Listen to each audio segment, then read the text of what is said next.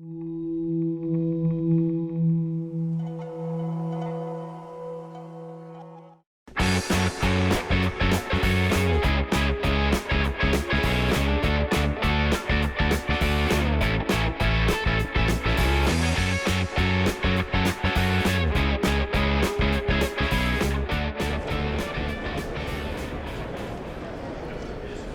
la promesse de la blockchain pour moi, c'est de la même façon que Internet avait promis de démocratiser l'information, et a réussi ce pari, la blockchain, elle devrait réussir à démocratiser les transactions. C'est-à-dire qu'une blockchain, on peut le voir comme un réseau pair à pair, dans lequel on peut échanger de la valeur, c'est-à-dire sans intermédiaire, sans tiers de confiance. Et de ce point de vue-là, où on vit dans une économie encore extrêmement centralisée, où il y a une énorme prépondérance des tiers de confiance et des middlemen, la blockchain peut permettre de réinventer la plupart de nos processus et des cas d'usage.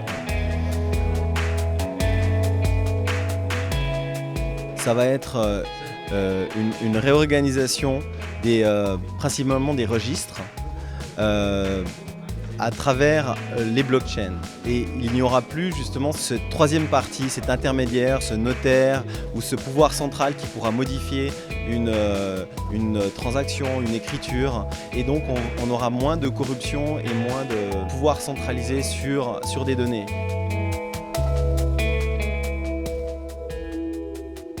Alors pourquoi on va utiliser le blockchain pour créer un registre de drones en Suisse?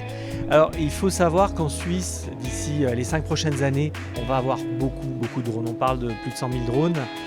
Alors pour pouvoir gérer le trafic de ces drones, il faut qu'il y ait un registre de drones. Il faut que ces drones-là soient enregistrés quelque part. Il nous faudrait une technologie décentralisée, une technologie sécure, où on pourrait avoir une fois qu'un drone est enregistré, ça resterait là à vitam aeternam. Le blockchain, c'est la technologie, ou c'est une technologie qui est excellente pour ça et qui nous permet de développer quelque chose très rapidement qui répond aux besoins qu'on a sur le marché par rapport à un registre de drones.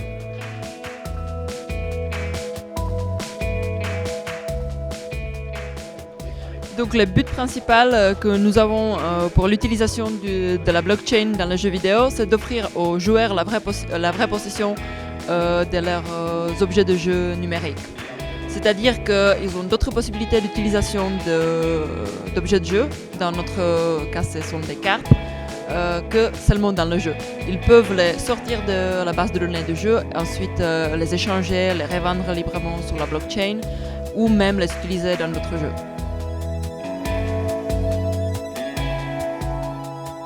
Alors comme dans beaucoup de sujets relevant du numérique, le droit suisse en l'état pose certaines difficultés par rapport à la blockchain, en tout cas par rapport à certaines applications de la blockchain. Et si on peut imaginer à vue humaine des applications qui s'inscrivent dans le cadre existant, pour certaines d'entre elles, on passera obligatoirement par une modification du droit si tant est que le législateur l'accepte.